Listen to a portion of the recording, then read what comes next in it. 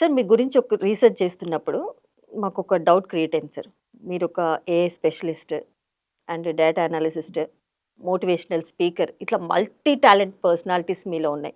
ఒక మనిషిలో ఇన్ని టాలెంట్స్ అనేది ఉండడం సాధ్యమంటారా?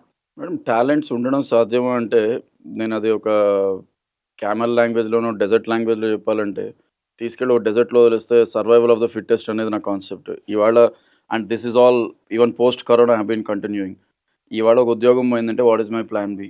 ఓకే. అది పోయిందంటే what is plan C? And రెండోది, ఇవన్నీ నేనేదో జాబ్ కోసం చేస్తున్నా కాదు most of the times. Okay. ఇవన్నీ నా passion. Okay. Service oriented. So, 10 మందికి ఏదన్నా మనం పనికొచ్చేది చెప్తే, దానివల్ల ఏమవుతుంది, వాళ్ళు మన వల్ల బాగుపడుతున్నారు. ఫర్ ఎగ్జాంపుల్ 100 మందితో మాట్లాడినప్పుడు ఒక్కళ్ళు వెనక్కొచ్చి, "సార్ మీ వల్ల నాకు హెల్ప్ అయింది" అన్నారనుకోండి, చాలు. ఓకే. అండ్ మీరిప్పుడు ఏదైతే చెప్పారో ఏఐ గాని, మోటివేషన్ వీటన్నిటిలో కావాల్సిన నెసెసరీ సర్టిఫికేషన్ కోర్సెస్ అన్నీ కూడా డబ్బులు పెట్టి చేశాను. ఏవి ఫ్రీగా రాలా.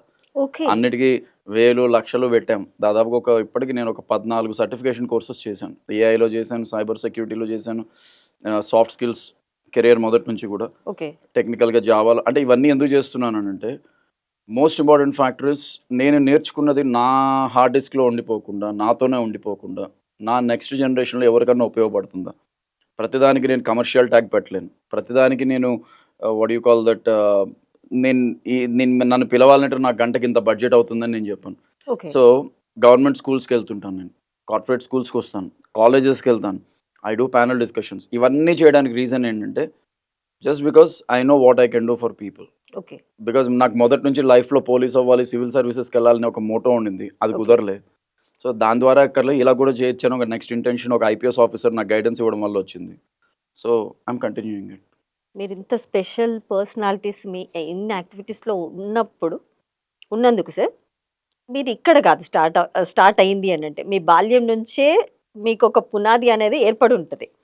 మీకు మీ చైల్డ్‌హుడ్ ఎలా ఉండేది సార్? మీ పేరెంట్స్ సహకారం ఎలా ఉండేది?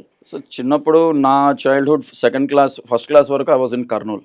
Okay. So, native Nellore but పుట్టింది అంతా కర్నూల్, చదువుకుందంతా చిన్మయ మిషన్‌లో. తర్వాత we move to Tirupati. Okay. So, తిరుపతిలో కూడా it's all normal government school, university school. కాకపోతే ఎలా ఉండేదంటే, మా పేరెంట్స్ తరపున నుంచి డెఫినెట్‌గా మా father is a professor, retired professor. So, ఆయన మొదటి నుంచి ఓహ్! కూడా టీచరే కాబట్టి, ఓకే. ఇంట్లో ఒక చెక్క స్కేలో, ఒక బెత్తమో ఎప్పుడు వెనకాలే తిరుగుతూ ఉండేది మాకు. ఓకే. మా అమ్మగారు she is a house wife, she was supporting health wise, food wise ఇవన్నీ ప్లస్ ఎడ్యుకేషన్ వైస్ కూడా. So, okay. మాకెప్పుడు ఏంటంటే, అన్ని యాస్పెక్ట్స్‌లో సపోర్ట్ ఎలా ఉండేదో, టైమ్‌లీ దెబ్బలు కూడా పడేవి. So, oh! Family aspects wise yes we were brought to an extent. Fortunately ఎక్కడ ఏ ఇయర్ కూడా ఫెయిల్ అవ్వకుండా తప్పకుండా సక్సెస్‌ఫుల్‌గా I have completed my BTech, BBA, MBA and అడిషనల్‌గా ఇంకొక 2, 3 కోర్సెస్ చేశాను. బీఎస్సీ ఇన్ ఫ్యాషన్ డిజైనింగ్ ఇట్లా అన్నీ out of interest. Okay. Parents and family support was always there. అది ఓకే. ఎక్కడన్నా అవసరమైన చోట వాళ్ళు ఎక్స్‌ట్రా మెంటరింగ్ ఇప్పివ్వడము. ఓకే. ఒక స్టేజ్‌లో ఇంజినీరింగ్‌లో నాకు ప్రాబ్లమ్ అయితే, మా ఫాదర్ అదే పనిగా నన్ను జేఎన్‌టీ అనంతపూర్‌కి తీసుకెళ్ళి అక్కడ 15 రోజులు కూర్చోబెట్టి ఒక ప్రొఫెసర్‌తో ఆ పేపర్ క్లియర్ అవ్వాలి ఎలాగన్నా అని చెప్పి ట్రైనింగ్ ఇప్పిస్తే వచ్చి మెయిన్ ఎగ్జామ్ అటెండ్ అయ్యాక I was confident and I could clear. So, family wise మా పేరెంట్స్ నుంచి వి హాడ్ 100% సపోర్ట్.